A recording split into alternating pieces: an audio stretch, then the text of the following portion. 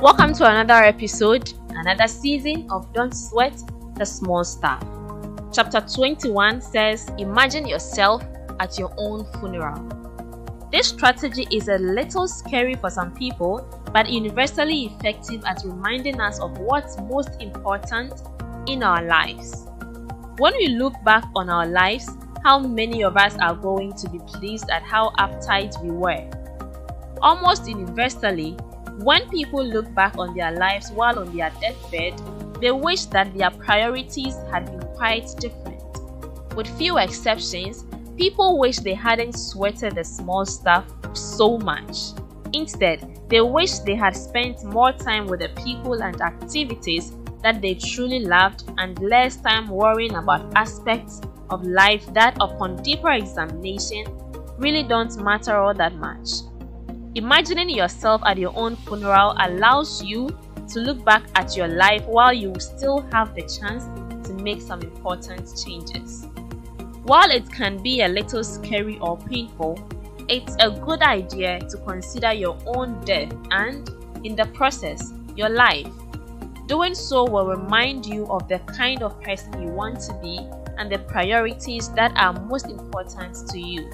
If you are at all like me, you'll probably get a wake-up call that can be an excellent source of change. I see the light inside you, brighter than the skies. Yes, when I read the title, Imagine Yourself at Your Own Funeral, I asked myself, how am I supposed to do that? I'm not dead yet.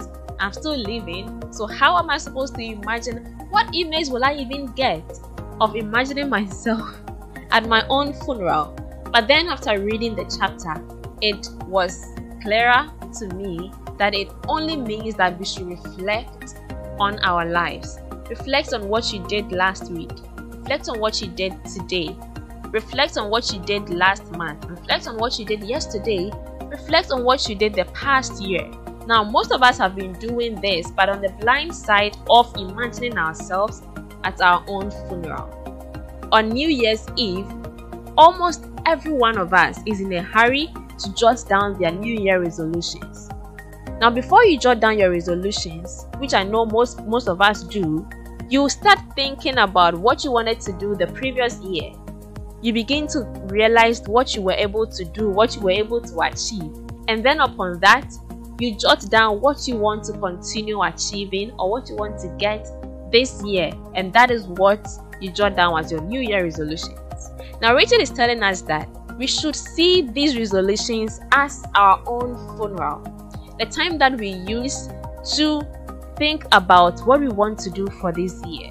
Use that time to reflect on everything that has transpired in your life as far as you could remember. That time is your funeral. That time you are actually experiencing your own funeral. You are attending your own funeral while you are alive. Even though it may sound scary, the joy or the pleasure of it is that you get to know where you have to step up. You get to know that you've been putting your wife on hold for quite a longer time. Why don't you get some time for her? You realize that you've been putting your husband on hold for quite a long time. Get some time for him. You realize that you've been putting your friends, your old friends, your new friends, your childhood friends on hold for a very long time. Get some time for them. Try checking on them. You have put your parents on hold, postponing your visit to them for a very long time. Get that time and visit your parents, visit your friends, visit your siblings, your family, visit the people that you care about. Spend time with the people that care about you. You get so busy you barely see your kids at home.